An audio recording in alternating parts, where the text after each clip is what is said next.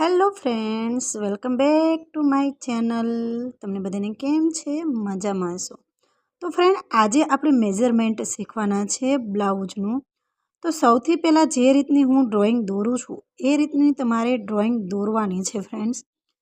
ખાસ તો આ રીતની ડ્રોઈંગ દોરશો તો તમને ખબર પડી જશે કે આપણે પ્રત્યક્ષ માપ કઈ રીતે લઈ શકાય છે. તો તમને જેવી આવડે ને એ રીતની ફ્રેન્ડ્સ તમારે આ રીતની ડ્રોઈંગ દોરી નાખવાની છે. જે રીતની હું દોરું છું એ રીતની.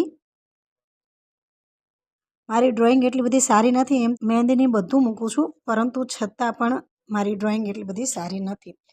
તો આ એક આપણી અંદાજિત છે ને ફ્રેન્ડ્સ, એક ડ્રોઈંગ દોરી છે. મેઝરમેન્ટ કરવાનું છે પ્રત્યક્ષ. યાની કે તમે તમારા ઘરે કોઈ ડ્રેસ સીવવા માટે આપે કે પછી બ્લાઉઝ સીવવા માટે આપે તો તમારે પ્રત્યક્ષ કઈ રીતે માપ લેવું, યાની કે બોડીનું માપ કઈ રીતે લેવાનું છે. તો આજે જે શીખીએ છીએ ને ફ્રેન્ડ્સ, એ આપણે બ્લાઉઝનું શીખીએ છીએ. પછી ફ્રેન્ડ્સ રહીને તમારે હું તમને ડ્રેસનું માપ શીખવાડીશ. આજે તમારે બ્લાઉઝનું ફોકસ કરવાનું છે. તો સૌથી પહેલાં ફ્રેન્ડ્સ તમારે જે મેઝરમેન્ટ કરવાનું છે એ છે શોલ્ડર. તો શોલ્ડર કઈ રીતે માપવાનું? તો ફ્રેન્ડ, જ્યારે પણ આપણે બ્લાઉઝનું માપ લઈએ તો હંમેશા પાછળનો ભાગનું બ્લાઉઝનું માપ લેવાનું હોય છે. યાની કે બ્લાઉઝનું માપ નહીં લેવાનું, પણ બ્લાઉઝનું જે સીવતા હોઈએ છે તો મેઝરમેન્ટ ક્યાં નહીં લેવાનું, પાછળનું લેવાનું છે. તો શું કરવાનું? સૌથી પહેલાં ફ્રેન્ડ્સ શોલ્ડર આવે છે, તો આપણે શોલ્ડર લખી નાખીએ આ રીતે. શોલ્ડર. હવે શોલ્ડરનું માપ ક્યાંથી લેવાનું? તો ફ્રેન્ડ તમે જોશો, તમને એક સરસ મજાની ગાઈડલાઈન આપું છું. તો અહીંયા જે તમારો ખંભો છે ને, અહીંયાની આ એક હડ્ડી હશે, જોઈ તમે માપી જો. તમે અહીંથી સ્પર્શો તમારા શરીરને ખુદને, તો અહીંયા એક હડ્ડી હશે. ત્યાંથી તે અહીંયા સુધી, અહીંયાથી અહીંયા બે જે શોલ્ડરની હડ્ડી આવે છે ત્યાંથી તમારે માપ લેવાનું છે મેજર પટ્ટીથી. જે માપ આવે એ તમારે લખી નાખવાનું છે ફ્રેન્ડ્સ. જે પણ XYZ જે પણ માપ આવે છે એ તમારે લખી નાખવાનું છે. તો એ શોલ્ડરનું માપ થયું, અને આ કમ્પ્લીટ તમારી ગાઈડલાઈન છે. અહીંયા તમારે કંઈ પણ ભૂલ પડશે નહીં. પછી ફ્રેન્ડ બીજું માપ તમારે લેવાનું છે, તે છે છાતી. તો ફ્રેન્ડ, ઘણા લોકોને પ્રશ્ન થાય છે છાતીનું માપ કઈ રીતે લેવું.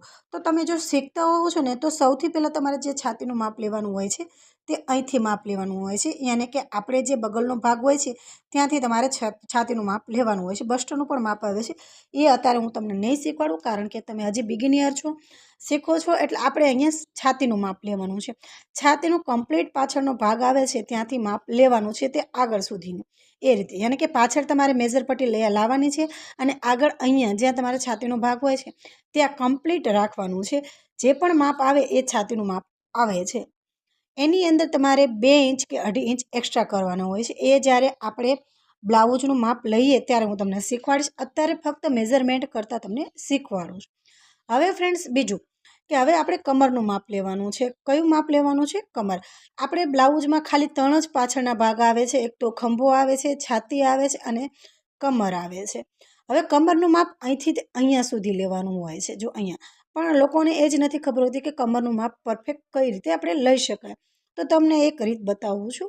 તમારે શું કરવાનું છે? તમારે સ્ટ્રેટ ઊભું રહેવાનું છે. જે પણ તમારા કસ્ટમર છે તેને સ્ટ્રેટ ઊભું રાખવાનું છે. અને જ્યાં કોણીનો ભાગ આવે, તમે જોશો કે અહીંયા કોણીનો ભાગ આવે છે, જો અહીંયા. તો આ કોણીનો જ્યાં ભાગ આવે એ કમરનો ભાગ કહેવાય છે. તો જે પણ આ માપ આવે એ તમારે માપી લેવાનું છે. રાઉન્ડમાં માપવાનું છે, અને જે પણ માપ આવે તેમાં બે પ્લસ કરી નાખવાના છે. કેટલા કરવાના છે? 2 પ્લસ કરવાના છે. તો આપણે જે બ્લાઉઝ છે એ બ્લાઉઝથી અહીંથી અહીંયા સુધીનું માપ લેવાનું હોય છે.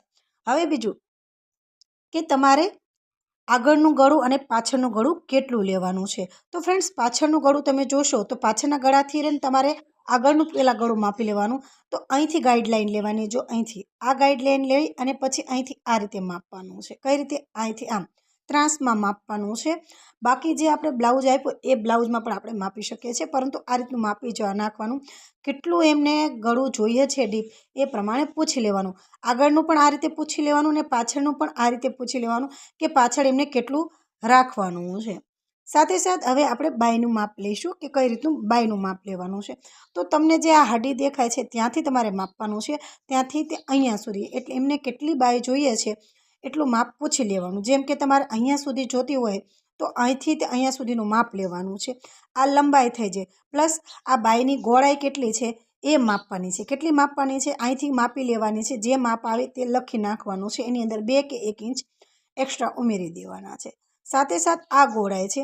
જે આ શોલ્ડરનો આવે છે માપ, એના અડધા અહીંયા કરવાના હોય છે. પણ જો તમને ન આવડે તો તમારે આ ગોળાઈ માપવાની છે. અહીંથી તે અહીંયા સુધીની, બગલ સુધીની જે પણ ગોળાઈ આવે છે એમાં 2 ઇંચ કે 1.5 ઇંચ આપણે ઉમેરવાના હોય છે. તો આ રીતનું તમે માપ લઈ શકો છો. આ જે માપ હોય છે એ માપ પરથી આપણે કટોરીનું માપ લઈ શકીએ છીએ, પટ્ટો કેટલો રાખવો એ લઈ શકીએ છીએ. પરંતુ આ એક મેઝરમેન્ટ છે, આ પ્રમાણે તમને શીખવાડી શકાય કે આ પ્રમાણે તમે મેઝરમેન્ટ કરી શકો છો ઘરે બેઠા. તો આમાંથી કંઈ પણ તમને જો સમજણ ન પડી હોય તો કમેન્ટમાં મને જરૂર કહેજો. કંઈ પણ ભૂલ હોય તો પણ મને કહેજો. તો અત્યારની માટે બાય બાય.